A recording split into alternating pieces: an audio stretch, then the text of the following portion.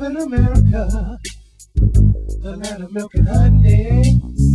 Greedy people running around all the time trying to make it less sunny. Negativity is on the rise. These clear areas where it goes down.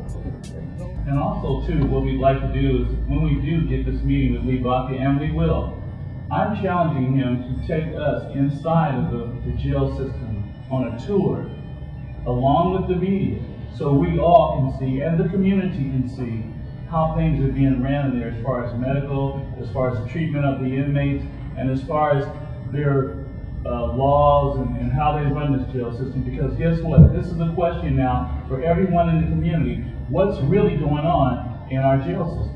What is it question? She had a question. That was psychiatrists, because everything's covered by paper. So a lot of times on paper, it looks good and that they're doing their job. But what actually takes place, say they're interviewing a patient, it's not what actually takes place on the paper in that court. And what I mean by that is, usually what happens when a person goes loony or go and have severe problems in the county jail, they had what they call flashlight therapy.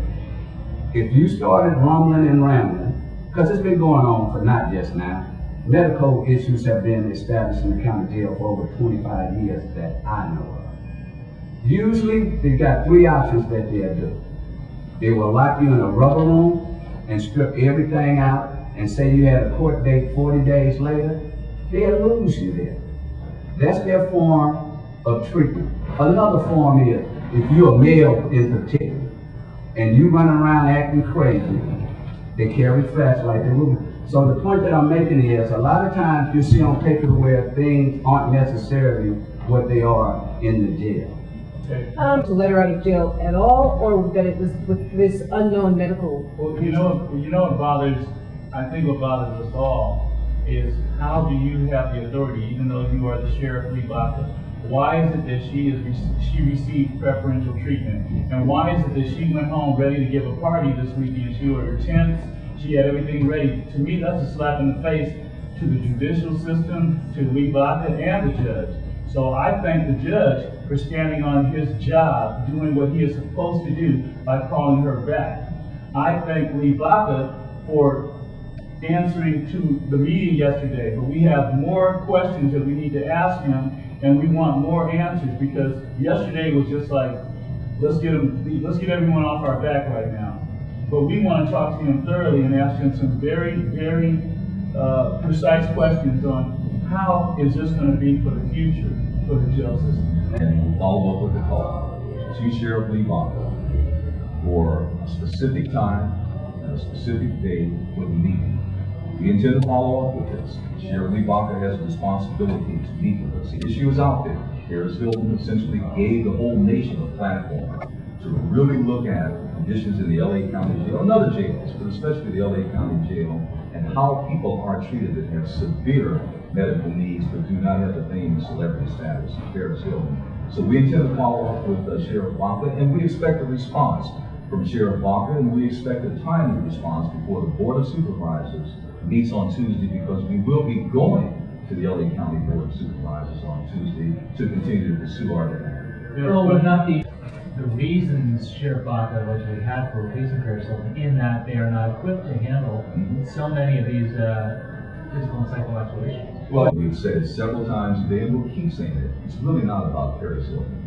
No one has ever said that Paris Hilton should not be have the early release or should not have access to medical treatment outside the LA jail system. It just underscores the fact that it isn't adequate. So if that's the case with Paris Hilton, logically it would also be the case with dozens of others in the LA County jail system that do not have the means, money, resources, fame, celebrity status, connections that Paris Hilton said has. So at the end, what it really is a matter of fairness across the board. If you're going to do it for Paris Hilton, and we have no quibble about that, then you've got to make the same opportunity and access available to others too. That's all we're saying, and that's what the meeting with Sheriff Baca is going to be about. It's called about equal treatment of everyone. And the other thing is that we've got to just make sure that this never happens again.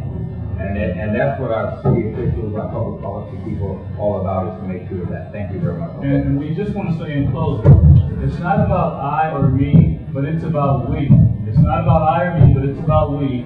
And it's about justice and equality for everyone, civil rights and unity. Thank you very much. Before you guys go, can we get, can I get your name? My name is Willis Edwards. I'm with the NAACP. Your name? Melvin Farmer, community activist, author of The New Slave Ship, The Ship That Does Not Sail. Your name, sir? Michael Ellison. President of Los Angeles. David Jones, President of the Los Angeles Civil Rights I already knew that.